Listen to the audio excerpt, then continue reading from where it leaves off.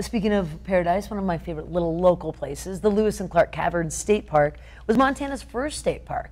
The area also spent almost 30 years as a national monument. That was a long time ago, but the cave's history is rich, but only recently has that history been recognized. That recognition this week in Fish and Wildlife.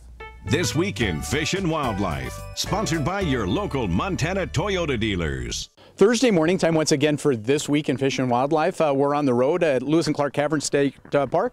We're at the visitors entrance to the cavern tour. Rhea Armstrong joining us this morning. Boy, this has been here for a long time, and now that's being recognized. Tell me a little bit about this new district designation for Lewis and Clark Caverns. Yes, so in June of this year, we became registered on the National Register of Historic Places as a district, highlighting some of the buildings and structures that are in the park. And most of them were built by the Civilian Conservation Corps during the Depression era. This place is unique in not only is it buildings, but it's the exit trail on the cave, it's the road coming up, it's the culvert and the bridges that go with making that road, and then there's several buildings as well. I think that's really interesting. Montana's first state park is Lewis and Clark Caverns, and now recognizing the history of that, just another interesting aspect of going into Montana State Park. Correct. And so anybody who's a history buff basically could go to any portion of the park and see something that is historic. The very first building in the Montana State Park system was a stone latrine, and we still have that functioning and in use at our upper picnic area. That's phenomenal. You mentioned the buildings, and that's usually what we think of in these designations. But again, you touched on it, the culvert, the water drainage system. If you mountain bike or hike through here, you get a chance to go underneath the tunnel down on the road down here. Right. So we incorporated that granite Keystone Bridge as a part of our trail system, so you can actually go underneath it and use it up there.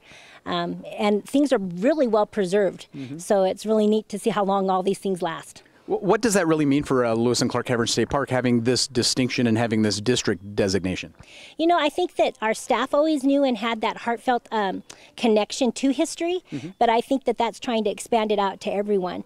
Come and it's not just the caverns, it's a lot of things here, and an appreciation for the engineering and that group of young men who came out to make it happen. That's phenomenal. Rhea Armstrong joining us this morning. We're at Lewis and Clark Caverns State Park, Montana's first state park, and now recognized for the history that went into making that happen. Rhea, thank you very much. Thank you. And that's This Week in Fish and Wildlife. This Week in Fish and Wildlife was brought to you by Toyota. Let's go places.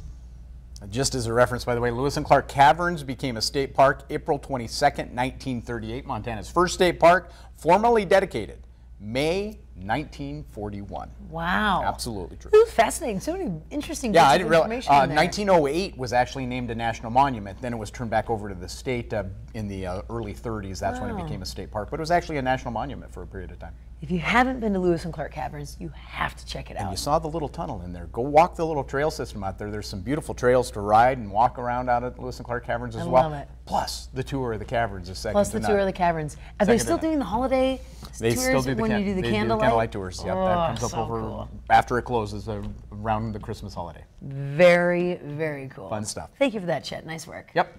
It is time for a quick break. We're back in just a couple of moments. Stay right here. It's Montana This Morning.